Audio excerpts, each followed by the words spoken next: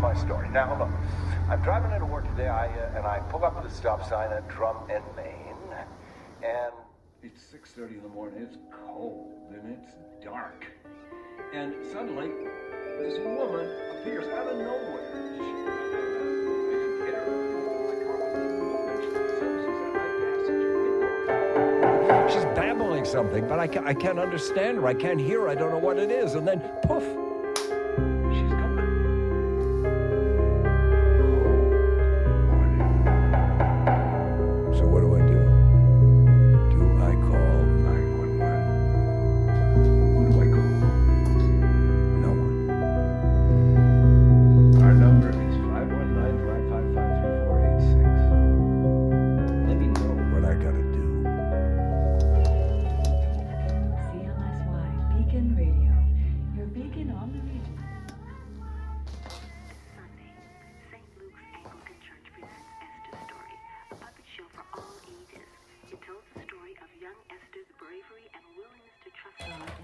Good morning. Oh, where are you calling from? Uh-huh. And what would you like to say to Grant this morning? I'm sorry, what? Has Mrs. Tripp called in yet? No. Okay. That's weird. Mrs. Tripp never, ever misses a day. And where's Roger? It's almost 10. Where are those? Grant gave us Valentine's. You can put him up somewhere. You know, he's doing okay. So, okay, sweetheart, I'm gonna call Mrs. Tripp. Something's coming in on the radio. Roger, where are you? Yeah, sorry that. We still have a code 48 in progress at the fish huts. Sydney, Sid. 12 is requested backup. Weapons present. 10-4. No, maybe. Roger that. Sandy Hook and Willet. Code 48. Okay, so what's code 48, Lorraine? Means we have a hostage situation. There's nothing on the wire, so I'm gonna key it in right off the police radio. Really, there's nothing on the wire? Okay, so let's not do anything with this yet. 32% are pranks. Yeah, no, I'm not getting anything either. Whatever you do, don't feed this into Grant yet. You may need to save your life. Oh, shit. Yeah, Grant, it's Gordon calling. I just want to throw this idea out there about the 911. What if you had another number that was, I don't know, say like 912 or something that was not for total emergencies? So if you had a bit of a gray area and you weren't sure whether you wanted to call 911, you call 912. I just have a feeling it might catch on. I think some people might, take to. Gord, that's a great idea. You should be running the world. Pontypool, my Pontypool. We interrupt our call-in segment to bring you breaking news out of our area this morning. Out on Sandy Hook and Wilmot, we have a hostage situation. 2 men are holding a van load of people at gunpoint. The van is apparently towing a fishing hut. Sporadic gunfire has been reported. Lose the story, Grant. We're OPP going to Constables Bob Ken Loney. We're Roseland going and to Derek the McCormick Sunshine are on the Chopper. scene. No one knows as yet what these hostage takers want or whether or not they They're even all know drunk, Grant. the It's the people end in of the ice van. fishing season. But this being the end of ice fishing season, ice hut removal time, the chances that everyone in the ice this morning is drunk is a very distinct reality. Drunk ice fishermen, and dare I say, drunk policemen, drunk officers of the law, drunk Ontario Provincial Police.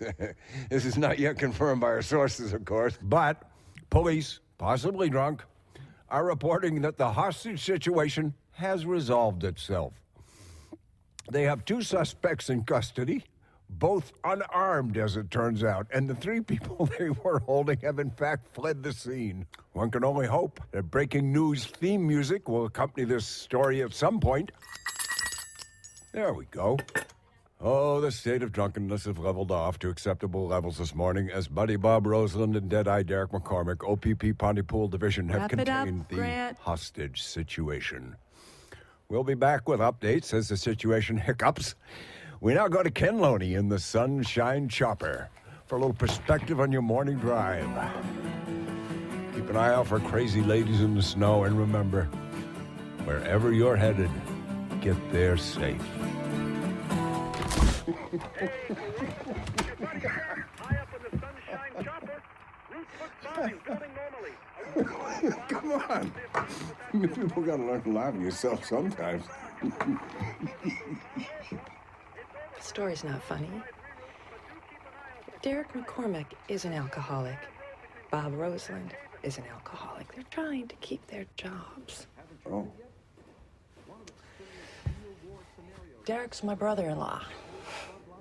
Ex-brother-in-law. Ouch. Grant? Ken Loney's not in a chopper. What? The Sunshine Chopper is Ken's Dodge Dart. He plays sound effects. Ken sits up on a hill for his aerial view. And people are thrilled to have him up there in the sky, flying around in his Sunshine Chopper, even though... Oh, man, I bet they are. Okay. Okay. Okay. Sid? Yeah. I hate winter. Everybody does. No, not like me. These late winters, I feel like I'm living in the basement of the world. It's so cold and so dark. Yeah. Yes, sir. Well, you're gonna be okay.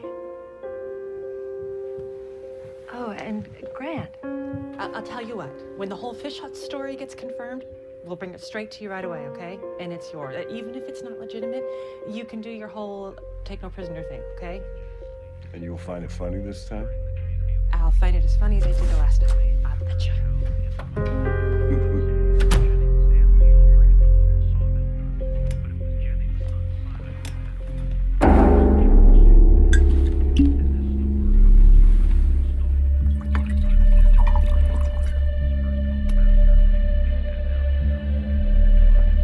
I was talking to Constable Roseland. He's totally serious.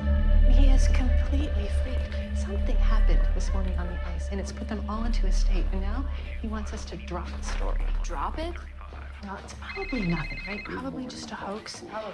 Anyways, we've got the Lawrence of Arabia cast coming in, so we're going to brighten up the day with that. Laura Land here. Okay. It's Ken Loney. Hey, Ken. Oh, Ken, God, slow down. Yeah. Ken, where are you? Okay. Ken, slow down. Slow down. And how many?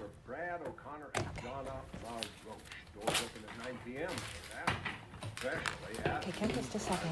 Okay, wrap up Pontypool Corner, Grant. We have a big story breaking. Listen to me. Keep it hard.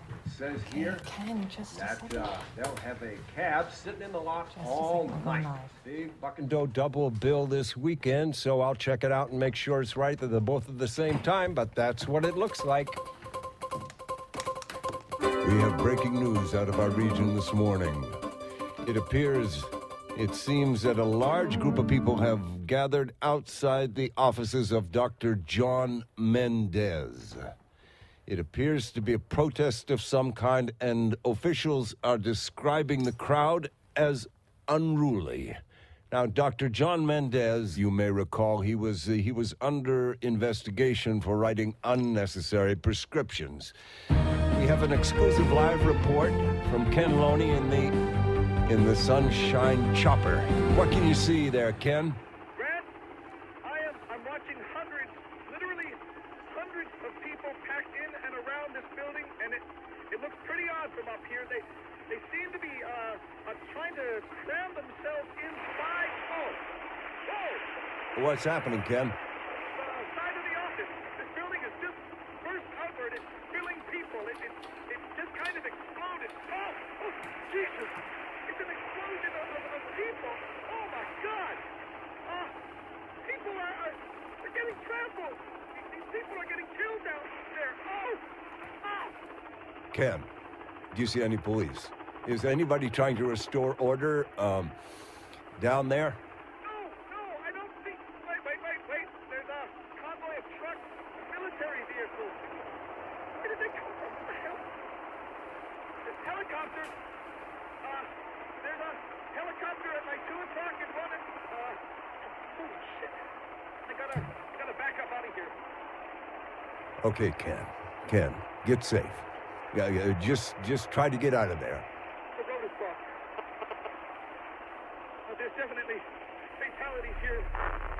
Down there, people have just died, Grant. I don't know what the hell has just happened. Well, we're gonna have to see if we can, Ken, are you there, Ken? Okay, we've got nothing on this, We've Grant. got to get some information on what is clearly happening. Guys, this is 5 kilometers More from than here. 5 kilometers from the station itself. This is Don't what we say have. a lot, We Grant. have, We need to get this confirmed somehow. Something has happened at a doctor's office here in Pontypool involving a possible riot. I can't get through the OPP. Clearly something has I thought happened here in Pontypool. We've lost Ken. Go to break. Go to Can recap, Lonnie Grant. describe what he saw, or at least what he thinks he saw?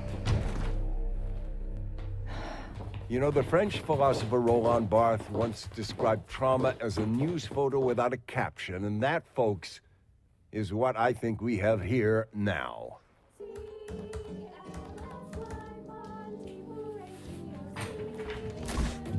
Get Ken back. We're trying on getting Ken back. We're trying to reach the police. Grant, we still have nothing on the wire on this entire story. Laureline and I are going to work the phones. We're going to work our sources. We're going to try to find out with something solid we can put on the air. Okay, and what do you want me to do? Okay, well, Lawrence and the Arabians have come all this way. Nancy, Tony. You've got to be fucking kidding me. Grant, I don't need you to be a problem right now. But Sydney, we got the hook, and you can't just cut the line like that. Look, I just need you to do your job. These fine people, you're going to interview them, and then they're going to sing a song. Sydney, do you really think that this is what our audience is expecting to hear from us right now? So Laurel Ann and I will dig up a story on this that we can put on the air. We're all that we're needed to draw these famous comedians to perform on Pontypool. Okay. Okay, fine. Let's do it. Let's find out how the fuck rehearsals are going in fucking Arabia. Come on, gang. Come on.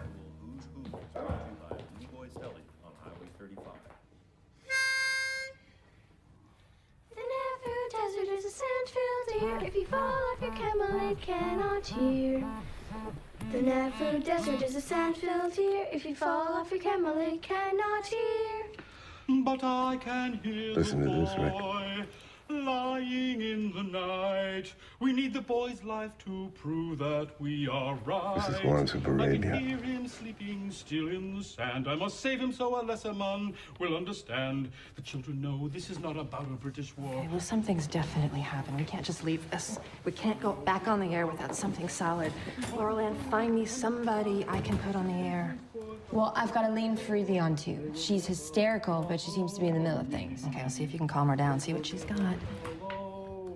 Why is there nothing anywhere on this? Desert is a sand-filled ear. These are Bedouin girls. Grant, we're trying for eyewitnesses. We'll have somebody for you when your singers are Are we done. dead? Are we sleeping? This is Osama We'll bin take its Laden. form from the sun. Are we dead? Are we sleeping?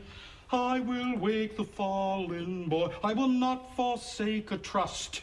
I will reach back across the dunes and stir the desert's heart and fill it with your blood. It is a sacred trust to fill it with your blood.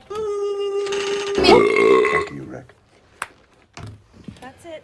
Okay, now that was Tony Burgess, Maureen Hinkle, Nancy Freethy, Jay Pullman, and Colin Pullman singing The Nefud Desert. I can't remember how it ends. I can't remember how it ends.